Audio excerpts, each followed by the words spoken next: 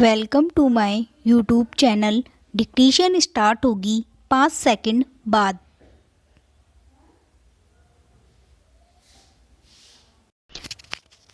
माननीय सभापति जी, महिला आयोग विधेयक जो नई सरकार के द्वारा लाया गया है, मैं इसका बहुत स्वागत करती हूँ। यद्यपि मैं यह बात यहाँ कह देना चाहती हूँ कि भारत इस प्रकार का एक रूप धारण करे जब न तो अनुसूचित जाति और जनजातियों के लिए किसी प्रकार के आरक्षण की जरूरत पड़े, न ही किसी महिला आयोग विधेयक की जरूरत पड़े, न ही किसी पुरुष आयोग विधेयक की जरूरत पड़े, न किसी मंडल आयोग की जरूरत पड़े। जब इस प्रकार के आयोगों की जरूरत पड़ती है, इसका मतलब है कि समाज में कहीं न कहीं भीषण रूप से असमानता है और उस असमानता को दूर करने के लिए ही ये अस्वाभाविक तरीके और पद्धतियाँ अपनाई जा रही हैं।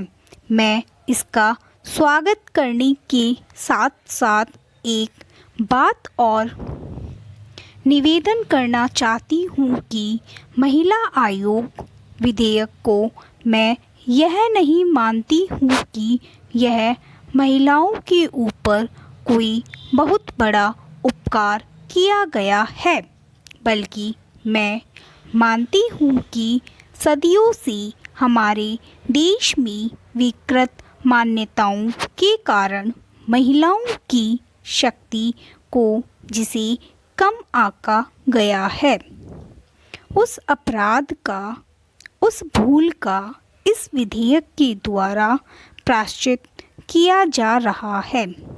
इस विधेयक के द्वारा महिलाओं को नई शक्ति प्रदान करने का प्रयत्न हुआ है। हाँ, कुछ सामाजिक परिवेशों के कारण महिलाओं को स्वयं अपनी शक्ति प्रदान नहीं की जा रही है, क्योंकि महिलाओं को स्वयं अपनी शक्ति का अंदाज नहीं रहा और कुछ ऐसी मनोस्थिति लोगों की बनी जिसके कारण महिलाओं की शक्ति को जानबूझकर कम आंका गया है। अन्यथा आज भी उदाहरण के रूप में देख सकते हैं कि महिलाएं, यदि हम शारीरिक दृष्टिकोण को छोड़ दें तो मानसिक दृष्टि से और भावनात्मक दृष्टि से महिलाएं पुरुषों से कहीं ज़्यादा शक्तिशाली होती है।